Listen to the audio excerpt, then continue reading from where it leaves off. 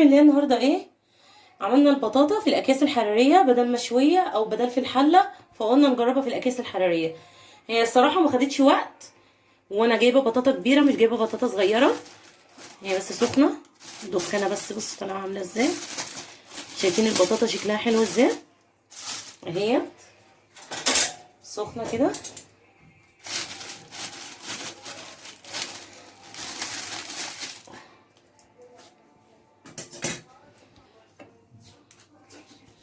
شايفينها عامله زي المشويه بالظبط في الفرن اهي، ما خدتش وقت اهي معانا خالص، مهريه خالص اهي.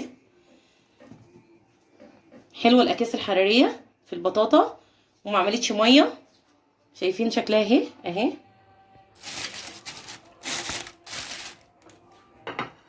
ويا ريت الفيديو يعجبكم، وبالهنا والشفا.